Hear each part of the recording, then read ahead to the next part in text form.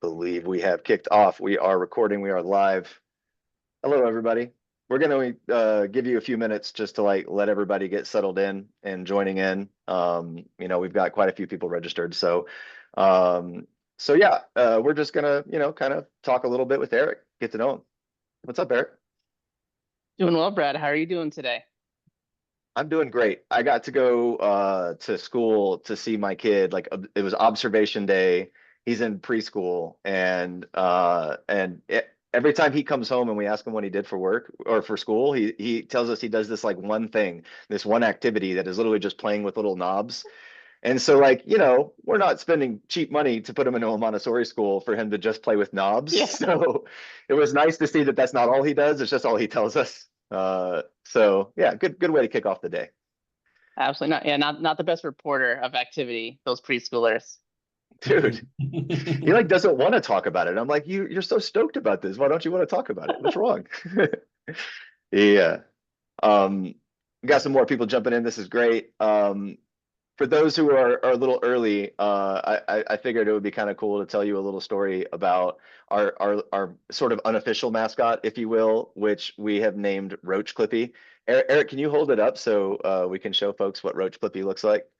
This is a statue we just recently sent to Eric of Roach Clippy, and it's pretty easy to get where we got to for this idea. It's like, hey, what if it was Clippy but stoned? But I like most of our zany ideas probably happened via Slack interactions between Andrew and Danny and me and Sean and our designer Rachel, where we were talking about our platform Happy Buyers. There are so many different things that occur, little features, little ideas, little thoughts that occur within Happy Buyers, that it just seemed normal to us that we should have Clippy talking about those things. It's the perfect way to help people through how to learn how to use a platform, which is why it's endured, how long has Clippy been around? 30 something years now, right? It's endured forever. 2000, my office 2000 or something like that. Yeah. That's right. Yeah. Yeah. Decades. And, certainly I don't expect Gen Alpha to understand who Clippy is, or even maybe Gen Z, but I bet that it is still somewhere in their zeitgeist. And we've talked about, I've been with Happy Cabbage now for about a year and a half. We've been talking about trying to figure out a way to work Clippy in to some stuff as a joke, never expecting it would actually happen. And then the idea of Roach Clippy just sort of coalesced out of nowhere. And we ended up putting it together for an ad and a landing page for Happy Buyers. And they were like, this kind of works. We found a guy on Etsy who works for Microsoft who sells Clippy statues that he 3D prints. And I just kind of hit him up and was like, weird idea for you, but could you do this? We have a whole bunch of VIP gift bags for MJ Biz we want to fill, and we want some statues. And he did it, and he did it for pretty cheap, to be honest, way cheaper than merch companies. So thus we have Roach Clippy, and we love Roach Clippy, and now we give Roach Clippy to people whom are near and dear to our hearts, like you are, Eric. Much appreciated. It'll now be a staple on my desk. I love that came in just in time for this webinar too. Whoever, I feel like the need to say this. Eric is not on our payroll. He does not receive licensing fees for. Oh, there's Andrews. Yeah, I need to get the life size one now. But we're not paying Eric to advertise for us. He just so happened to have received our Happy Cabbage shirt today, and of course, felt like the need to wear it and share some love. So thank you. You got it, Brad. We're repping each other. It's working. Okay.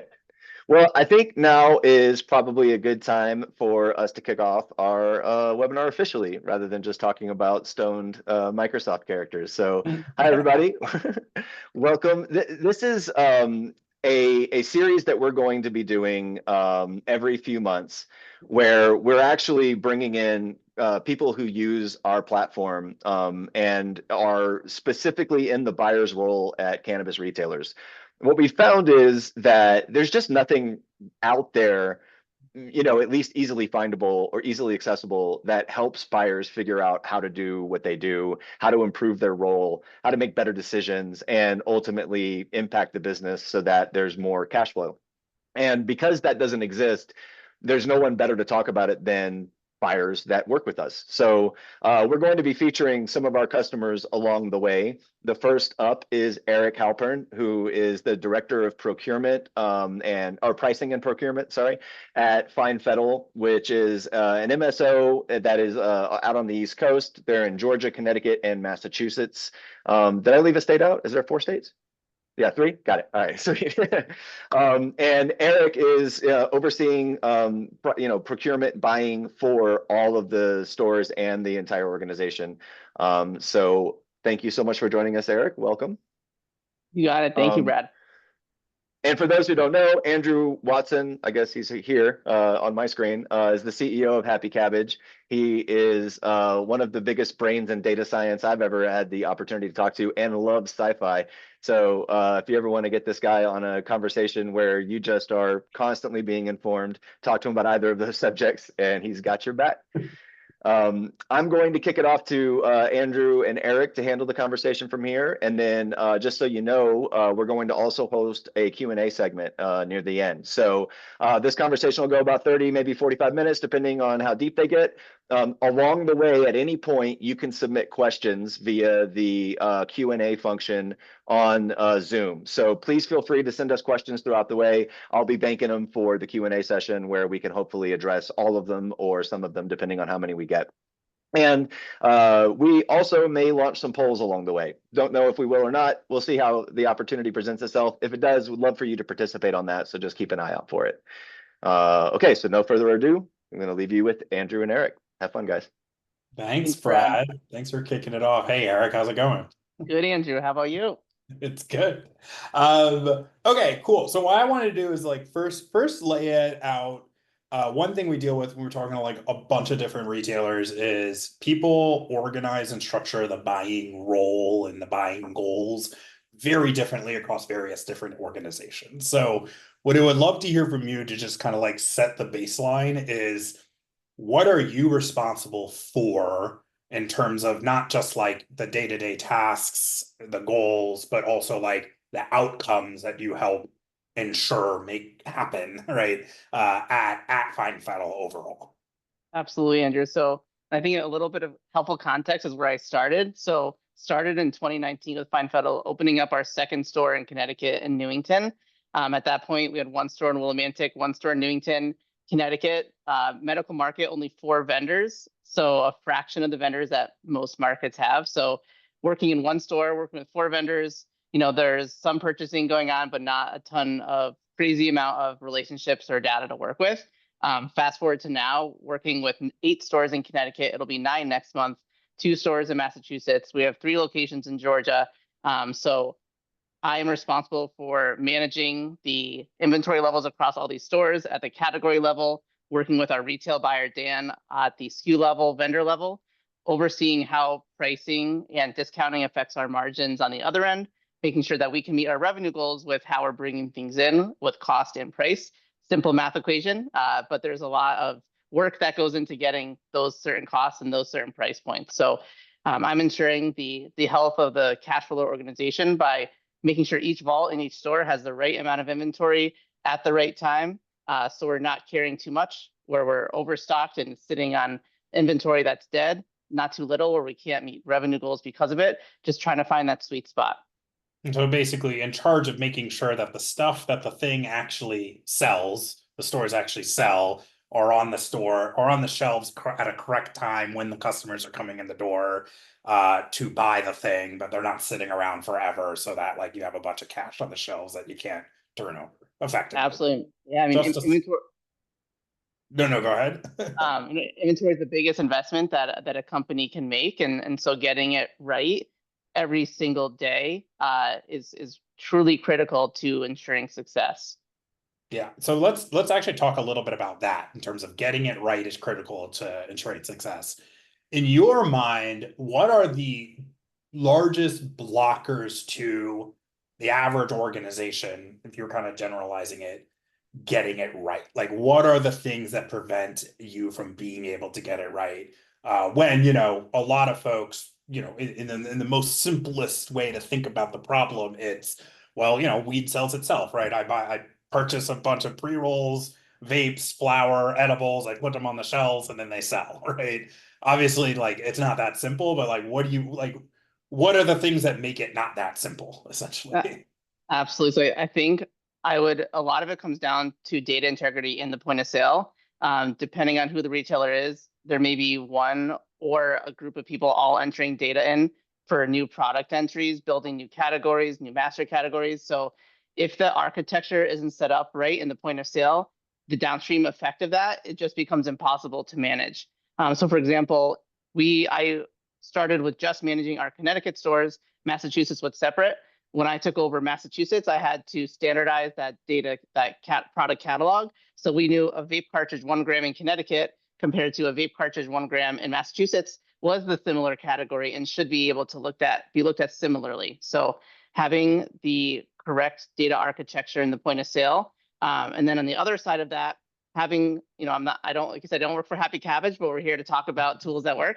Having something on the other side of that point of sale that can do the work for you, because prior to this, I was, building pivot table after pivot table after pivot table to try to manage all this data using exports from the point of sale. That just becomes impossible to manage and to keep up with, and frankly, is a lot of time. And the point of sale isn't necessarily built to help you manage the inventory in the way that it needs to be able to make the most effective and accurate decisions when it comes to purchasing and inventory management.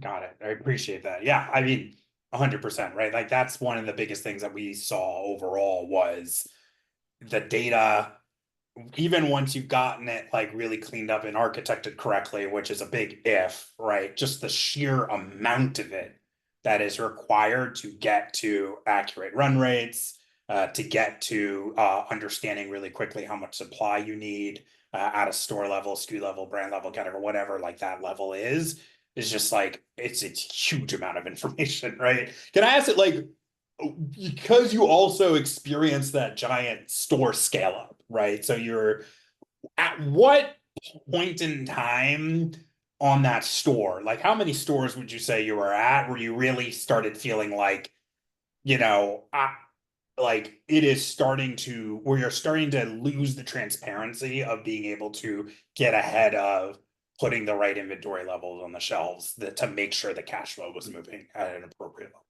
I'd say about around store number 4. Because after that, like I was creating more and more like literally more tabs on the same spreadsheet to look at all this data.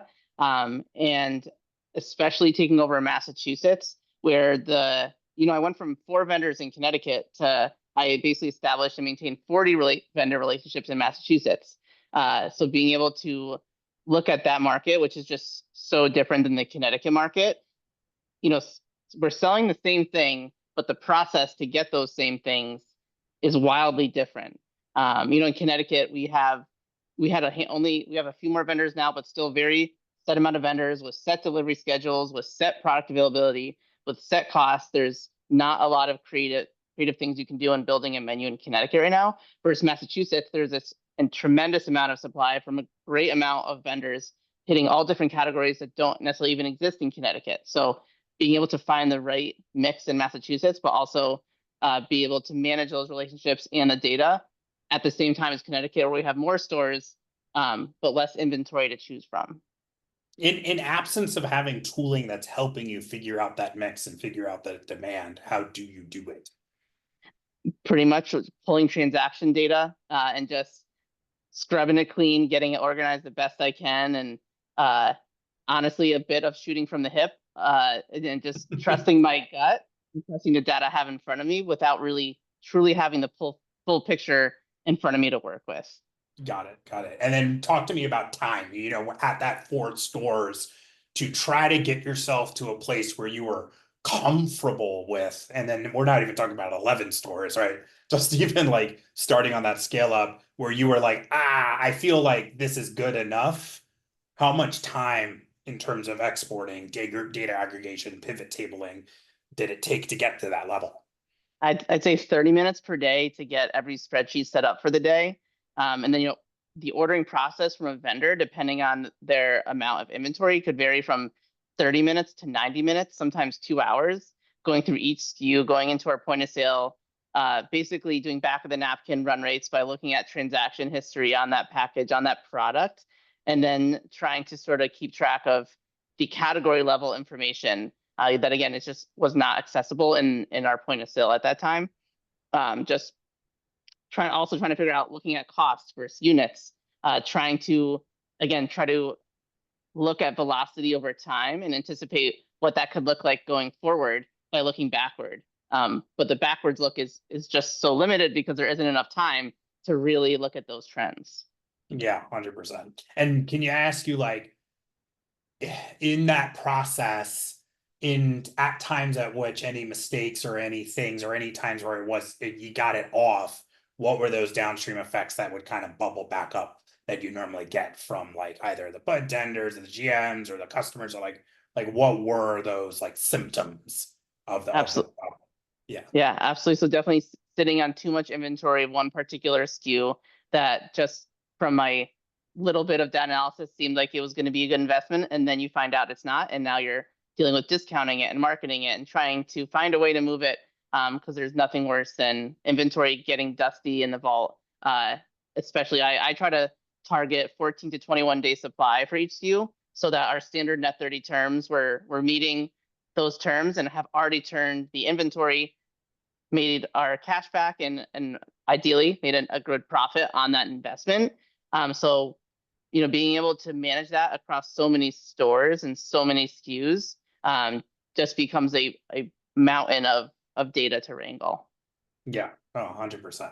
I think you hit on a couple good things there of the, like, classic, like, the urgency of, we have a lot of this stuff sitting around and we need to get it off the shelf quickly. And then all of a sudden, like, you kind of get these, like, little, like, everyone, 50% off BOGO, like, liquidated out the side of the door, or you're, like, trying to wrangle the brand to try to cover, like, well, why didn't that move type of stuff. And you're constantly putting out, like, those little, like, fires, right? As Totally. opposed to, like, had you just, like, had the information to make the investment correct in the first place, like, you wouldn't be in the world where you're looking for all these ways to try to liquidate all this stuff as fast as you possibly can to cover the terms, essentially.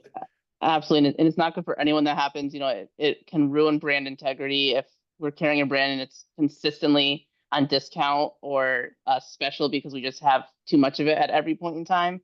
It also creates, I think, customer confusion if the same product seems to be at different price points every time they come in, because it depends on how much you may have overbought the last time and what you set the price point to. So keeping the right amount of product at the right time is the best thing, obviously, for the retailer, the vendor and brand, and the customer in the end too.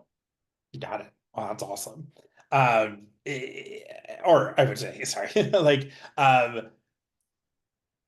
think what you're hitting at are those, like, things that seem to echo out throughout the industry in a lot of ways, right? That, like, because this is such a pervasive issue and trying to get this correct, like, it is starting to erode that brand integrity for those brands. It is starting to cause relationships between retailers and vendors to be sometimes more combative than they need to be. And I think overall, just, like, the consumer's the one who they're losing the, like, understanding of what the actual price of the thing should actually be.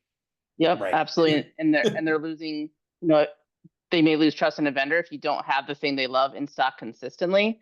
Especially if you completely run out of a brand that they love, they may find another retailer that has it, and you had a loyal customer, now you lost them because you weren't managing your inventory well. 100%. I just wanted to jump in real quick because somebody posted in the Q&A just an open-ended statement, says, imagine working with 80 separate vendors. Yep. How many vendors these days do you end up working with, Eric? 40 still? So in Massachusetts, it's about 40 vendors on average. In Connecticut, we don't have even a dozen licensees up and running yet for the most part. So very wildly different. Yeah, 100%. Well, yeah, I guess then as that starts to scale up, well, actually, so to that point, let's talk a little bit about, so we kind of a little bit talked about the problems of those symptoms, like, in terms of, one thing we find is, like, do you know you have that problem, right? And then, like, part of it is, like, are you experiencing these symptoms? Are you just experiencing it takes a huge amount of time to do these tasks? the net terms thing? Are you experiencing a issue of making those net terms consistently? Are there any other problems that you would like, and a lot of this is like, hey, like, keep your warning lights on about this kind of stuff is happening, indicates that there are these like larger issues in just getting this purchasing process dialed in that start to show up as you go from 4 to 11 stores that like people should just be aware of, like to be thinking of type of thing. Yeah, I think one of the most difficult things in cannabis is the constant cycling of SKUs. It's not like a grocery store where you have the same catalog from the same distributor and you pretty much carry the same things all the time. With most categories in cannabis, there's so much variety in terms of strain, testing, availability. So being able to navigate your supply chain, knowing that very likely you might have had something that sold great for 30 days and you got to rebuy it and there's no more of that product available. So being able to look at your menu holistically and understand where the gaps are and look for trends. And I think this is something, again, great that Happy Buyers now does with being able to look at something as simple as sativa indica hybrid and matching it up against a price point and matching it up against different vendors and be like, all right, when I have this type of strain type from this vendor at this price point, this is the success we're seeing, or this is the success that we're not seeing that we would like to see. So knowing how to not just reorder the same thing time and time again, but know how your category looks, how the health of the menu looks in general. If you started the month at 400 SKUs and now you have 800 SKUs, there's something going on that needs to be investigated. And also just being able to look at your cost of goods sold each day and like truly understand the days of supply in your vault. Often people are just using their eyeballs to look at the vault and look at bins on the sales floor and be like, this amount seems right and this amount seems right, and this bin just emptied out, so let me reorder it. When really there's so much decision making and analysis that needs to happen before that decision is made. I would agree with the like sentiment of, well, I restock it when it runs out in the back room, when I visually like don't see it there anymore. And then the question is, well, how long was it there? Like in the first, like, do we even work with that vendor anymore? Do those products exist anymore? Like in the market, right? Yeah, with Totally. the rotation problem. So let's talk a little bit. So describing problems, I kind of like really emphasizing problems. Let's talk solutions a bit. And so obviously you are a power user of Happy Buyers, which sort of helps you do a lot of the things we're talking about very quickly. Starting from that, in your really honest opinion, right? Be honest with me here, right? Yeah. What would you say you have felt as the most salient thing that you've gotten out of a tool that is helping chip away at this very, very large, very complex task, which is essentially figuring out a permutation problem across 11 stores, hundreds of products, which effectively gets into millions of decisions a month, like landscape. Like what have you actually felt as like the tangible immediate benefits of it? Having accurate run rates and being able to look at that run rate over time has been extremely valuable. So for example, if we run a brand on promo and I look at the run rates and see that it only really picks up in velocity during the promo period and otherwise is pretty flat or downward trending, that tells me, or it signals to me, that I need to investigate, does this brand have value when it's not on promotion? Being able to look at the menu, let's say we have 50 flower SKUs in stock, and identifying the bottom 10% in terms of velocity and taking a deeper dive into that. Is it the potency? Is it the brand? Did it not map out on the menu properly? Are we missing a description? Is the photo not very appetizing or well marketed? And so the product just doesn't look good from a visual standpoint. So being able to, truly zoom in at the SKU level, because before that, I would be watching categories and just make sure I had what seemed to be the right amount of product within that category. But putting product A head to head with product B was basically impossible to do without spending a tremendous amount of time organizing that data. Got it. First thing you kicked on there was like, it sounded like the run rates, the ability to surf those run rates quickly, and the ability to, because you can surf them quickly, diagnose quickly potential issues. one thing I wanted to start about is that run rate. No, so one thing we talk about and mention is like, we have these accurate run rates because we are syncing with the inventory room set up every hour to make sure that like we're not averaging a bunch of zeros while the thing is out of stock and like getting that really accurate. In absence of having the accuracy of the run rate, do you believe it's a matter of, well, it's just too much work to get that accurate, so therefore like we don't worry about that and we just kind of shoot from the hip like you were saying? Or is it a path to go down of do a lot of work to try to get the run rate that accurate because of how valuable that accuracy is? To put you on the spot a little bit, if you didn't have that, which route would you reasonably have to take? I mean, I'm the type of person that'd have to take the latter route because that's just the way I'm wired. Is I need to make analytical, data-driven decisions, especially when it comes to something so important as investment in inventory. But I also see a reality where stores are understaffed and under-resourced, where that is never an option. They may not have someone who has the desire or skill set to make that option a reality. And then you're really dealing with, are we doing well enough? Like, are we doing well enough in the store that we don't need this level of data? Because like you said, like we have weed and we're selling it. Is that good enough? For some people, that may be the reality. That the answer is yes. That could never be the reality for me or Fine Fettle. Talk to me about like in terms of if you had to measure good enough or good, what is that? What is the primary measurement you're looking at with that? I would say again, having less than 30 days inventory on hand, like 30 days being for me the top threshold of like not starting to freak out. Yeah. That's good enough.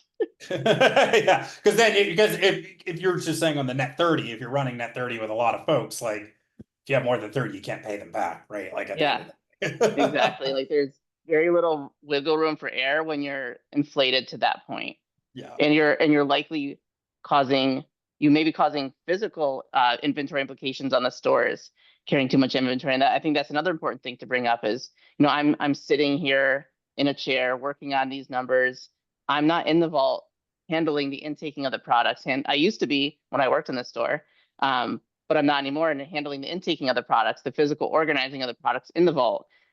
For Massachusetts, you can have them out on the sales floor behind the point of sale. So managing the inventory, not just in the vault, but out on the point of sale and reconciling that on a daily or weekly or monthly basis. So understanding that there aren't just cost and margin implications when you have too much and start discounting it, but there's truly physical implications of carrying too much inventory as well. Sorry to peekaboo back in. I just saw someone raise their hand, and I just wanted to encourage anybody, if you have something you want to contribute, if you have a question or a comment, use the webinar chat or the Q&A, and we'll try our best to get to you. Yeah, 100%. And then we are doing a Q&A session. I drop in, I think a couple questions have been popping up 15 minutes towards the end as well. So one thing, I actually wanted to pick out something you just said there. What do you think is easy to get wrong, but is incredibly costly?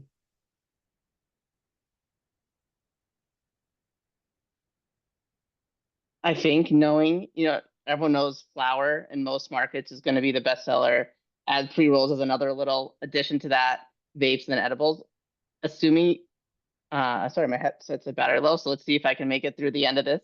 I'll switch to another speaker if I have to, but knowing you have the right categories, but not really knowing the right assortment within those categories and not knowing the right amount of SKUs to have at one time. And just assuming that if you keep buying the same amount of product, if your sales are flat, that you have the right assortment without really digging into missed opportunities or something that you've just, trust in your gut with, that can be costly when you don't have data to back it up. Yeah, no, 100%. I would agree with that.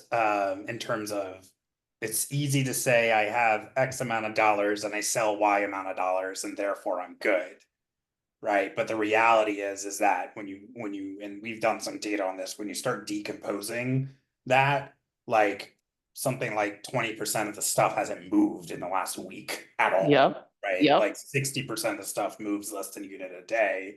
right? Like you actually, even if you have today, you know, call it $500,000 of retail value of inventory to make $500,000 of sales over the next 30 days, you will actually have to purchase an additional 200 grand, or on average, the average store Yep. right now. And it's because like a ton of that is dead weight, right? Like just because of bad investments in the past, right? Absolutely. And it's to no one's fault. Yeah, The I point would of sale agree with systems, that. yeah, are not built for this type of support. You know, other more mature retail industries have way more advanced technology and systems that communicate. And we talk about vendors helping manage these inventory levels. And cannabis is very rare. In other industries, it's how they operate completely, like the grocery industry. So just knowing that in cannabis, it feels a little bit often like operators are sort of out on their own to figure things out.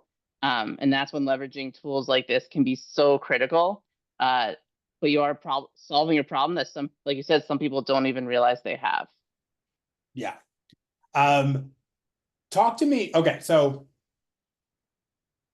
talk a little bit about solutions in terms of time savings, the value that you have been getting on the tool right now. What have you been able to do with the time you've gotten back? What are you using it to do now? uh, Hang out with my family. That's been great. Get some personal time back. No, but really spend more time with vendors talking and spend more time looking at data that isn't related to inventory. So not having to spend, and we have a retail buyer now, Dan, who does all the purchasing, but I'm still heavily involved in overseeing everything. And especially with the tool, like I use it every day because it's part of how I do my analysis of what we're carrying and how it's trending. But um, using that time to form relationships that result in better business decisions and more profitability. Um, I spend a lot of time, especially in the Massachusetts market, really understanding and keeping a pulse on what's available in the market and knowing who's bringing what to the market at what cost and what's available from where and whom. And so having time to do that digging and have those conversations to make sure our menus are as close to exactly the way I'd like them to be, with the right products at the right price point, and the right amount of variety and newness, and also finding those staples that just need to always be on the menu because it's always selling well. Doing those things instead of being like, all right, I just sold 25 over the past 14 days. Let me buy another 25. Like all that doesn't have to happen anymore. Can I ask, to that point, if you had to give some advice to folks who are thinking of, okay, like if I can get a handle on the exporting, the data structure, like all that, and I can get some time back and I can work on relationships with vendors, because we do hear that a lot. Yeah. What are 3 things you would tell them that you should be always making sure of you're working on with improving with your vendors?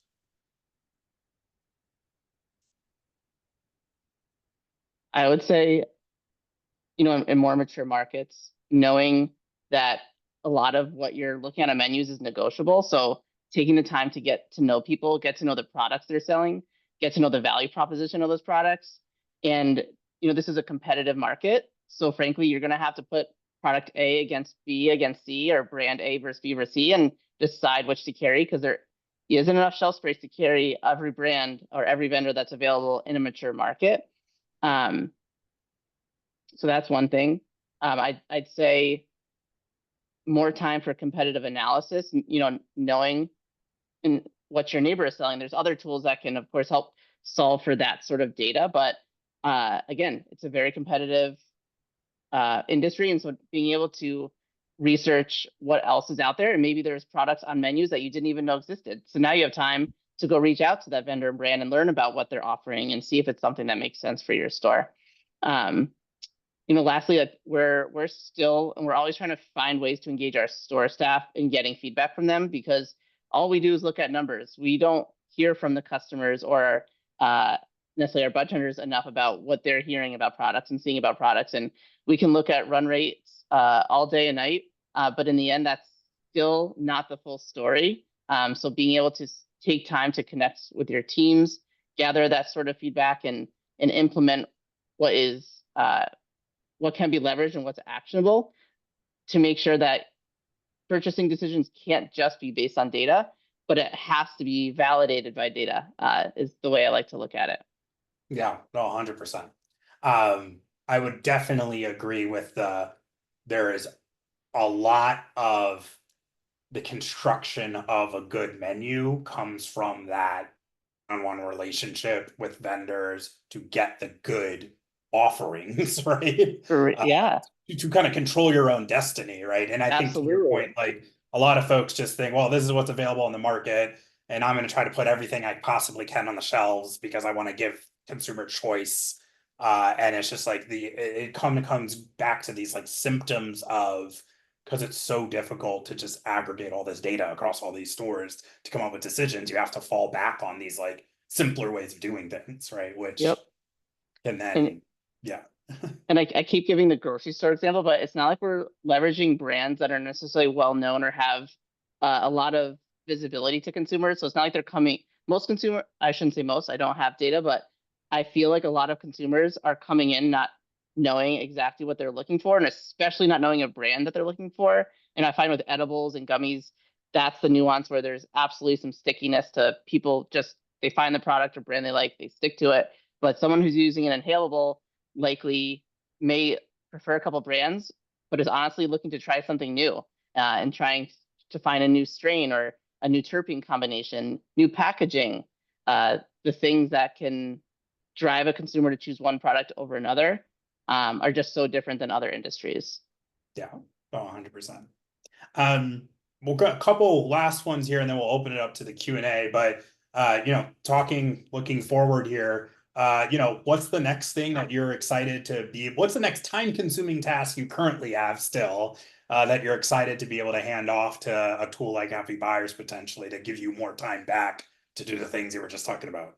Absolutely. So I really started to lean into the vendor managed inventory using the demand groups in Happy Buyer. So for anyone who's not on the platform, it essentially allows you to filter your inventory by a vendor. You can go as deep as category, price point, strain type, to deepest level of granularity that you want, and have it present that information to your vendor with current inventory and run rates that allows them to honestly help do the work for you to figure out where are the gaps on the menu, what sold really well, and now they can hold that aside for you next time it comes out. What isn't selling well, and maybe it needs more bud tender education on it. Maybe it just isn't the right product fit for the store and we need to return it, get a credit, and try something else that could be selling better. So being able to have that go right to the vendor instead of me exporting that information and sharing it every time, has started to become very, very valuable and a great use of the platform, that objectively saves tons of time depending on how far you lean into it.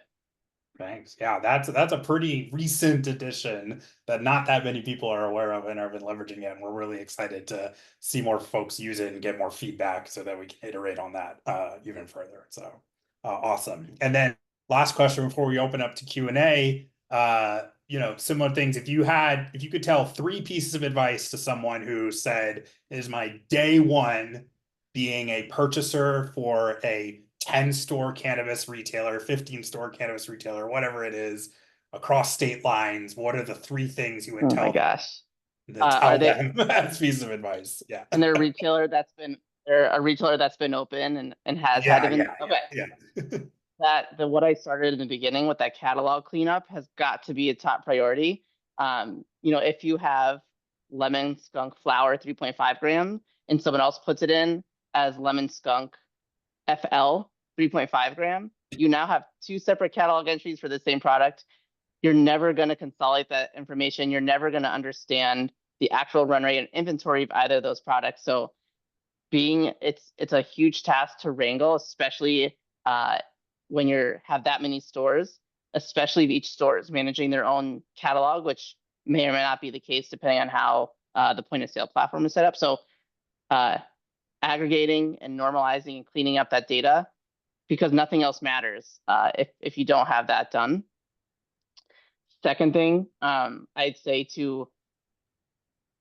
we're talking about this platform and understanding the resources that are currently available to you, and then advocating for the ones you don't, and being able to show the true ROI in those investments. So, the amount that a subscription to a platform can cost versus literally if you buy a little less inventory every month, you've now paid for that sort of resource.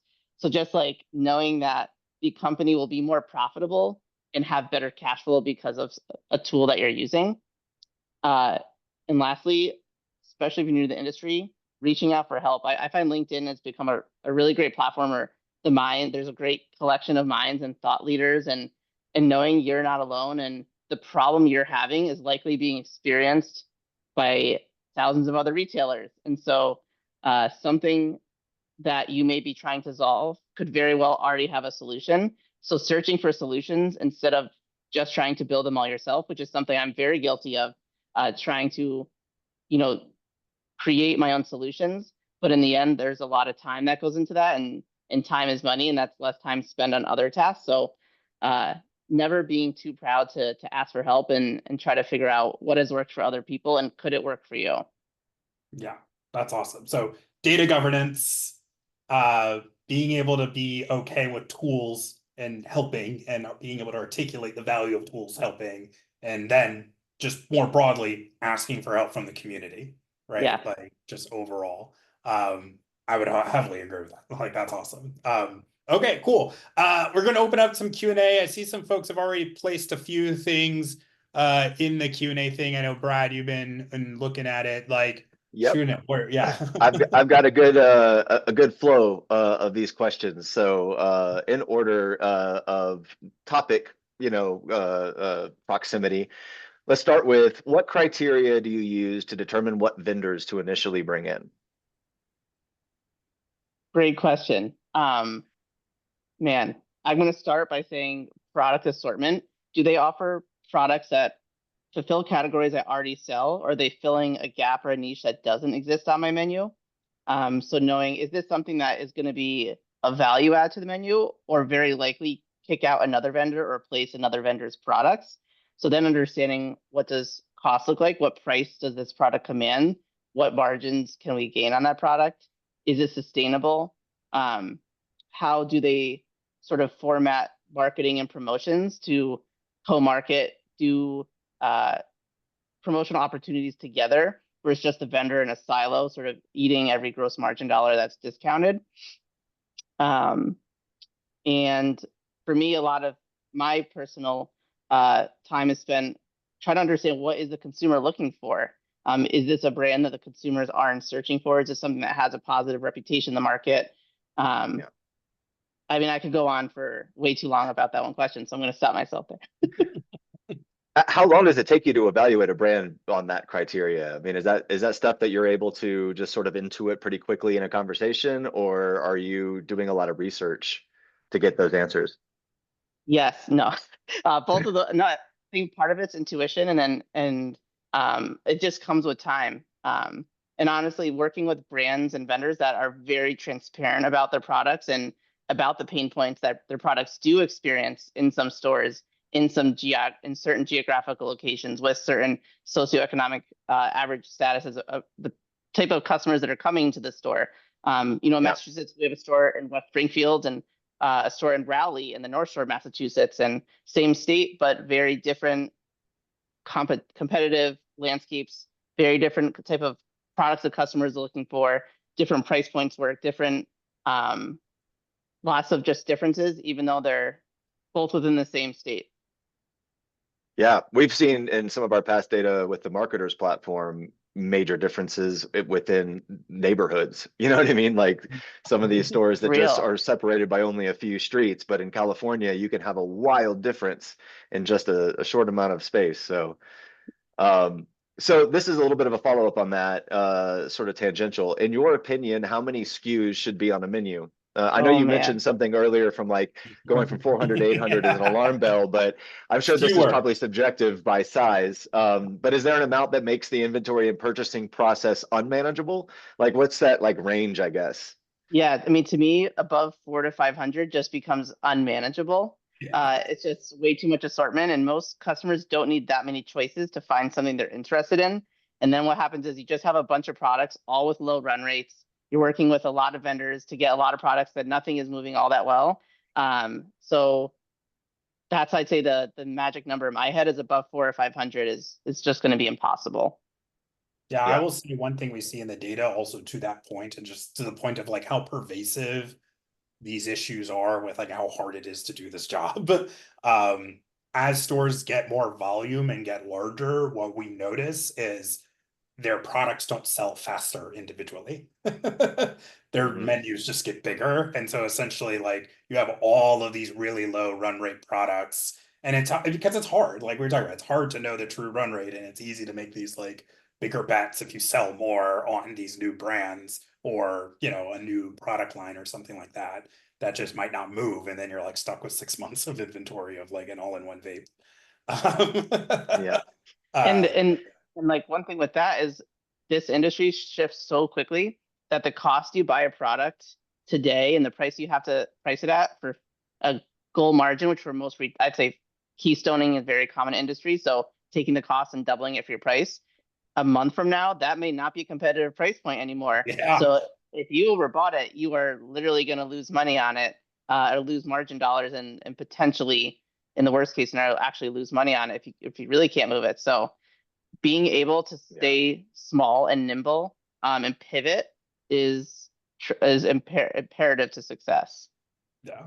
We are actually building up towards diving into that topic in our content, which takes a little bit of setup because understanding the cost and like how that varies and like what you are supposed to cost things at, how you budget. It's like a tesseract. It's like so multidimensional and infinitely zoomable, like a fractal, right? So it seems that you can create a pivot table for like every single tiny little thing, no matter how far you continue to drill down to try to figure that out. And feel like that's like a pretty big nut to try to crack if we can. So it's something we're going to be talking about a lot coming soon. Andrew, I got a question for you, related as well. How does Happy Cabbage track traction rate per SKU and margin? Yeah, so on the run traction rate, I assume that means run rate. On the Yeah. run rate, what we call run rate, we're looking at transactions each day, but what we're also doing is we're syncing it in with, is it actually in stock? And we also just released also, is it not just in stock, but is it in stock in a sellable, like is it in the front of house, right? Type of thing. And we use that data to determine like, while it was visible to a customer, how fast did it sell? And that's how we come up with that run rate on a individual product basis. And Eric mentioned also we have the ability to group those into demand groups. And then we have unit cost attached to that as well, right? So with those two things, you can back into a margin. And I believe we have margin percentage just flat, straight up going in there soon. I think that, Eric, that's something you've mentioned to us as well, which is also comes down to, you know, Eric, thank you for being just a loud voice as a power user of, hey guys, it'd be cool if it could do this and have this value and have this thing. And it's been awesome to get us that feedback. So yeah, we can just rapidly release like little things like that all the time. Yeah. If Yeah, I we're went to not saying Microsoft, like we're not if saying I like went, Eric's designing our product necessarily, but like, you know, users like Eric are giving us a lot of really good insight as to what's going to help them, right? So yeah. okay, so Derek Stewart just had a very nice thing to say, which is if more people bought like Eric does, the world would be a better place. Oh, Thought you'd like to hear that. Um, Derek's a near and dear friend. So thanks, Derek. so going back into this topic of brands and what brands you're carrying, how many SKUs, this person wrote, do you carry different brands across all locations, or is your product selection standardized across the board? Curious to know how you structure your assortment strategy and if it varies based on location performance or customer demand. Oh my gosh, great question. So, especially, in Connecticut, it's sort of a moot point because of the limited amount of vendors and products. Where basically need to buy everything from everybody to have any weed to sell at this point in time. So I'll answer it with the Massachusetts landscape and industry, where West Springfield, Western Massachusetts, Raleigh, North Shore, north of Boston, we have found there is some hyper locality and people preferring brands that are from the area. So even within Massachusetts, that's one state, people from Western Mass like buying products that were made in Western Mass, and people who are buying in Raleigh love products that are made in the North Shore. So being able to understand and see that nuance in the data has been tremendously impactful. And then there's some powerhouse brands that can sell pretty much in any store across the state, mostly in the edible category. But when it comes to things like vapes, flower, pre-rolls, there's absolutely different preferences in the different locations, the quick and easy way to build a menu is to just carry the same brands and products in both stores at the same price, sort of try to get on the same reorder cadence on the same week with each vendor. But there's way more to be learned when you start messing around with creating some variety between the two stores. You have to do it with intention. And for me, like really have a reason to run those tests and then be ready to track the data when you run those tests. When it comes to the reorder rate that you mentioned, what reorder rate are you constantly iterating towards? And like, has there always been a goal that you've tried to attain but never could get to and finally did get to? Or is it always been you've been tightly managing towards a specific reorder window? Definitely the latter, because we're targeting down to the SKU level 14 to 21 days. I could say it till I'm red in the face. We're generally getting vendor resupplies every 14 days, which is perfect. We've literally turned 2 deliveries over before even paying for the first one, for the most part. So we're able to just keep compounding that profit while also maintaining the minimal amount of inventory needed to create that profit. That's key. Yeah. There. That's like stocking perfectly to demand, right? That's what they call it, right? Like it's okay to turn it over multiple times in the period, right? Like you were saying, Yeah. because that's how you get it really lean. And I think what you had mentioned on like making sure you're always getting the best wholesale price for where the market is at and not getting too far ahead of yourself. Like that also helps a ton with that. Yeah. Exactly. Like it's truly day to day in this industry, trying to keep an eye on where everything's at. And I've heard some people buy without ever actually interfacing with a wholesaler, and everything's just done through online menus. And those people are absolutely, in my opinion, not getting the best deals or procuring the best products, because the human element in this industry is huge, paramount. Yeah. Absolutely. Yeah. I've seen, because I actually worked in this space many years ago, I've seen a shift from the idea of there being an open wholesale marketplace, at least anytime soon, in cannabis, to a very tailored, specific, like vendor specific marketplace where your menu is going to reflect the relationship and the agreements that you've negotiated with those vendors, because everything is different, right? And everything is specific. And it's really interesting seeing the vision shift from there, because if you talked to buyers and retailers back in 2018 or whatever, they would have told you they were hyped for the idea that there's an open marketplace they could go and like cut out all the nonsense of dealing with salespeople from vendors and whatever, and like that staff constantly rotating through, and it's just very difficult to manage. But the reality actually didn't meet that idea, and the reality has become this like very vendor specific, sort of kind of wholesale space, I think, which has been interesting to watch. We're allowed to plug Apex. Apex has just had like the best solve for this to me out of any of those wholesale platforms. Oh yeah. Big shout out to Apex. We had John on a webinar last year that was really well received, so we should have him back on soon. We should have you and him talk about vendor managed inventory, by the way. That's I think got a lot topic of interest for him. Yeah. So another question we got, curious to hear your thoughts. How do you move through low volume products that you have to carry due to reciprocal wholesale deals? I'm looking for ways to increase velocity while still maintaining the partnership without having to flash sale. Let me know what's worked for you. Oh my God. So I might not be, I'm in a position where, we are an MSO, but we don't have those deep reciprocal, dirty word, but it's out there, relationships. But what I would say is when you're forced into those situations, trying to understand what price point can that product actually command in the market. Because what I've heard happen sometimes is they force you to buy the inventory and they force you to price it in a way that it's just not really ever going to succeed. And so no one should be surprised when 30, 60, 90 days later, you still have the product.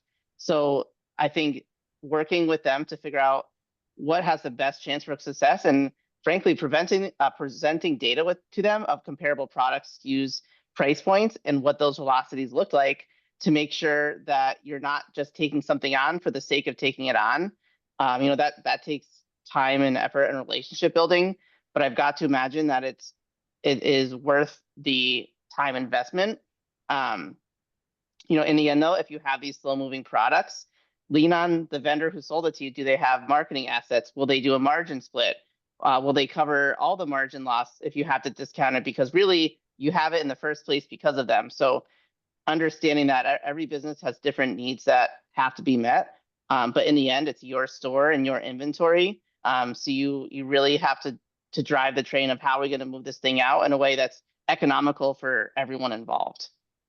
Yeah, I would also say what I've seen on the reciprocity aspects are like information is so paramount, right? Like at the end of the day, it only helps if you're actually getting that data back in real time, or like in a like no obfuscated way that this product is just literally not moving right at this store and there's nothing, like, you know what I mean? So there makes no sense for us to double an order out on this. And if you have that like strong data to back that up, that to your point, like it's all relationships, right? It's all conversations. Can you use that to inform and improve the deal? Right? Or you're just gonna have a whole bunch of inventory that ends up in a whole bunch of back rooms that eventually someone's gonna be left holding the bag. I have a question for you, Eric, that this might be stepping into potentially controversial territory, but as you were talking about your reorder window and keeping it to 14 to 21, and that allowing you to actually do multiple turnovers within, you know, a given month before you're paying the vendor, I, I I know that this is like the topic of how vendors get paid by retailers is like a very hotly debated, you know, issue in the industry. And as you were talking, a thought occurred to me that maybe does or does not hold water. I'd like to throw your way that keeping your reorder window in a 14 to 21 day time period actually is probably the healthiest way to be able to pay your vendors to keep them in the stores versus Yes, a longer reorder window where you end up with a lot of aging inventory. Is that a correct assumption? absolutely. Because I mean, you have, let's say you order 14 to 21 and it ends up being a 30-day supply. You hopefully see that signal before you place a reorder. So at least you're able to sell off what you bought and pay back that vendor. In the greatest of situations, that 14 to 21 day supply ends up being a 7 to 10 day. And now you get to buy more from them because things are moving so well. But you have to be able to follow those trends to a T because nothing is flat. Everything is variable. Yeah. You have to ride those waves. Yeah, no doubt. Cool. Well, I'm glad to know that. We had another question, which is, are we coming to Canada anytime soon? But that wasn't specific as to who they were asking. So is Fine Fettle going to Canada anytime soon, Eric? Maybe for vacation, I'd love to, but I don't believe you have plans to expand internationally. Yeah. So Andrew, you want to tackle that? Yes, Happy Cabbage. We are open for business in Canada, fully. Our supported POSs right now are Dutchy, Blaze, Meadow, Trees, and then also for multi-location Flow Hub, we can support that. If you're on like Greenline or Kova, happy to have a conversation and just talk. We just need to do the integration kickoff, but there's nothing stopping us from doing all the stuff we're talking about in Canada right now. So actually with that, because I know we're running just up on the time, I will share, if you want to get in contact with anyone here, you want to learn more, you want to reach out to Eric, get some more advice from him, as well as myself. Here are emails, websites, and then also hit us up on LinkedIn, right? Like Eric was saying, the conversation is happening on LinkedIn all the time with the best and latest key info. So just want to say, Eric, thank you for coming, for spending some time, for being just like a major great source of information that we've been listening to. So we make sure that what we're making is useful. Yeah, thanks for everyone for joining on. Pleasure, Andrew. Great talking with you, Brad. Thanks for keeping us organized and on track here. You bet. Cool. Yeah, that's the first time I've ever been accused of doing that. So Won't be the last. right on. Right on. Good to know I'm reaching new heights. Bye, everybody. Thanks for joining. Bye, guys.